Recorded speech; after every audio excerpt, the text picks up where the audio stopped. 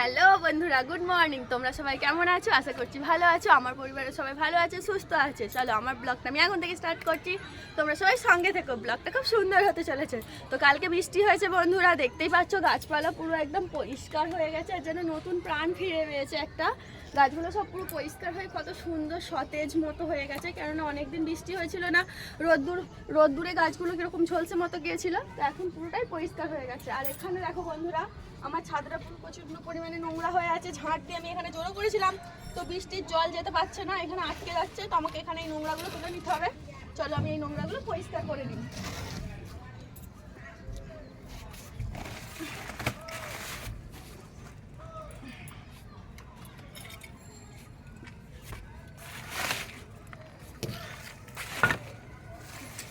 হয়েছিল তো শুধু সিমেন্ট বালি দেখতে পাচ্ছ সব জমে আছে, বৃষ্টির জল পেয়ে ভিজে গেছে। এগুলো আমি ঝাঁট দিয়ে রেখেছিলাম, তখন শুকনো অবস্থায় তোলা হয়নি, তো বৃষ্টির জল পেয়ে পুরো ভিজে কাদা মতো হয়ে গেছে।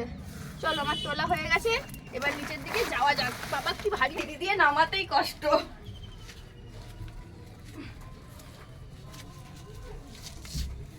ছোট সোনাকে ঘুম থেকে তুলে জল খাইয়ে খাবার খাইয়ে ওর ঠাম্মার কাছে পাঠিয়েছি। আর বড় সোনা তো ঘুম থেকে উঠে ড্রয়িংয়ে গেছে, আজকে ওর ড্রয়িং আছে। ও ঘুম থেকে তুলে ড্রয়িংয়ে পাঠালাম। আর তারপর আমি এই ঝাঁটগুলো দিচ্ছি, ওরা কেউই বাড়িতে নেই, আমি একা একাই এখন শান্তিভাবে কাজগুলো করছি। ভালোভাবে ঝাঁটটা দিয়ে নিচ্ছি আমি। আর আমার ঘরে তো সব সময় নোংরা থাকে, সব সময়। তুমি এই ঝাঁট দেবে তো এই নোংরা। দুটো বাচ্চা থাকা মানে একটা বাড়িতে কতটা যে নোংরা করে আর অন্যায় করে সেটা আমিই জানি ভালো মতো। আর সারাক্ষণ আমার ঘরদোর আমি যতই গোছাই তারপর এক্ষণে আবার নোংরা হয়ে যায়, এই গোছাই তো এই নোংরা হয়ে যায়। তো ঝাঁট ফাঁট আমি ভালো করে দিয়ে নিয়ে ঘরটা মুছে নিচ্ছি। ওরা নেই বলে তাই, না হলে এতক্ষণে একদিক দিয়ে মুছে যেতাম আর একদিক দিয়ে ওরা পাউরি করে করে যেত আর কি। এরকমই করে, আমি একদিক দিয়ে মুছে আসি আর ওরা একদিক দিয়ে গিয়ে নাচানাচি করে। তো ভালোভাবে ঘরটা মুছে নিলাম।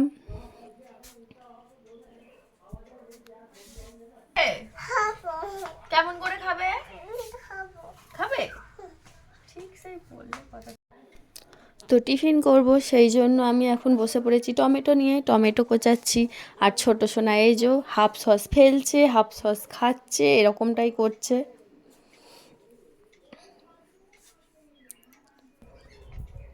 বড় সোনা আর ছোটো সোনা বসে বসে সসটা খাচ্ছে, আর আমি শসাটা কুচিয়ে নিচ্ছি টিফিন করব বলে। তুমি কি খাচ্ছ? এটা জিলি? জিলি নয়, সস। ওটা কি? সস।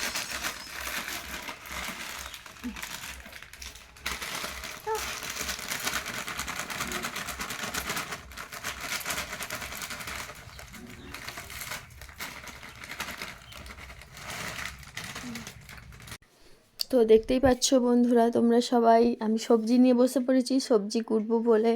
আজকে নিয়ে বসেছি আনাজ। তোমার হচ্ছে আনাজের মধ্যে রয়েছে ডাঁটা, আলু, বেগুন আর টমেটো নিয়েই বসেছি। আজকে বেশি কিছু রান্না করব না। মাছ নিয়েছি, সেগুলো ধুয়ে রেখেছি। এই যে মাছটা ভাজতে বসিয়ে দিয়েছি আমি, একবার ভেজে নিয়েছি, এটা আবার লাস্টের বারটা ভাজা হচ্ছে। তো মাছগুলো প্রায় ভাজা হয়েই এসেছে। মাছগুলো তুলে নিয়ে এর মধ্যেই তরকারি, এই তেলের মধ্যেই তরকারিটা বসিয়ে দেব। অল্প একটু পাঁচফোড়ন দেব। পাঁচফোড়ন দিয়ে তরকারিটা ভালোভাবে ভেজে নেব। সবজিগুলো দিয়ে ভেজে নেব, ভেজে নিয়ে সেদ্ধ হয়ে গেলে তারপরে মশলাটা দিয়ে আবার সম্বরে নেব। আর তোমরা দেখতেই পাচ্ছ সাইডে ভীষণ পরিমাণে নোংরা হয়ে আছে, ঘরটা প্লাস্টার হচ্ছিলো তো সেই জন্য ভীষণ পরিমাণে নোংরা হয়েছিল। তো মশলাটা ভেজে নিয়েছি, ভেজে নিয়ে তরকারিটা চাপিয়ে দিচ্ছি।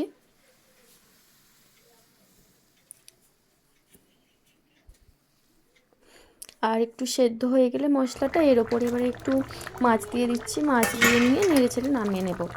আর আজকে বেশি কিছু রান্না করব না, আজকে এই ঘরটাই পরিষ্কার করব। ঘরটা ভীষণ পরিমাণে নোংরা হয়ে আছে, ধুলোবালি হয়ে আছে। তো তাড়াতাড়ি করে রান্নাটা করে নিয়ে আমি ঘরটা পরিষ্কার করে স্নান করব।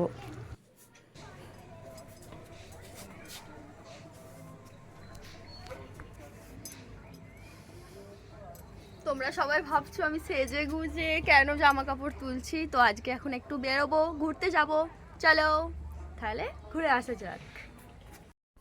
তো তোমরা দেখতেই পাচ্ছ আমি আমার বরবাবুর পক্ষীরাজে চড়ে আমি যাচ্ছি এখন হাটে। একটু ইয়ার্কি করছিলাম, সাইকেলে চড়ে যাচ্ছি, ঠিক আছে। তো প্রথমেই দেখতে পাচ্ছ আমি আর একটু পেঁয়াজ নিয়ে নিচ্ছি, পেঁয়াজ শেষ হয়ে গেছিলো, তো ভালো ভালো দেখে একটু পেঁয়াজ বেছে নিচ্ছি। অনেক কিছুই হাটে বসেছে জানো তো, আমি সবটা ভিডিও করতে পারিনি। আর এখানে একটু জামা কাপড় বসেছে, এখানটা একটু নিয়েছিলাম। এখানে আমি জিজ্ঞাসা করছিলাম কুর্তিগুলোর কীরকম দাম আর কি। তোমাদেরকে আর একদিন আমি গিয়ে যখন যাব তখন তোমাদের ভালোভাবে হাটটা ঘুরিয়ে দেখাবো। আজকে সন্ধে হয়ে এসেছিলো, সেই জন্য বেশি কিছু আর মানে রেকর্ডিং করতে পারিনি। সন্ধে হয়ে গেলে মানে অন্ধকার মতো। তো বাড়িতে চলে এসেছি, বাড়িতে এসে একটু সবেমাত্র বসেছি, বসে ফোনটা দেখছিলাম। তো সন্ধে হয়ে গেছে প্রায়, চলো সন্ধেটা দিয়ে নিই।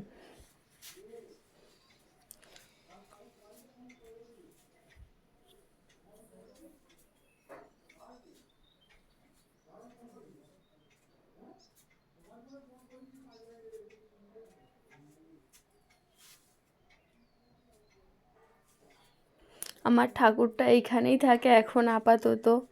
সেরকম কোনো ভালো মতন আমি রাখার জায়গা করে উঠতে পারিনি। ওপরের ঘরটা ফিনিশিং হলে সিংহাসন নেব, তারপরে ওপরে তুলে নিয়ে চলে যাব ঠাকুরটা। এখন আমার তো একটাই ঘর আপাতত, ওই জন্য ঠাকুরটাকে আমাকে কষ্ট করে এইখানের মধ্যেই রাখতে হয়েছে।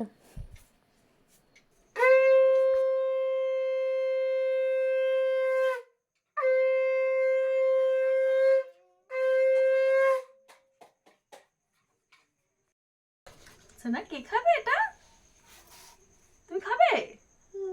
নাও নাও খাও। এটা কি? ওটা কি? পকোড়া। এটা কি? Cow cow cow cow. ওটা পকোড়া। পকোড়া ওটা কি? পকোড়া পকোড়া। পকোড়া পকোড়া। পাপি খানা রে। চলো ব্লগটা আমার এখানেই শেষ করছি। যদি ভালো লাগে লাইক করো, কমেন্ট করো আর শেয়ার করো।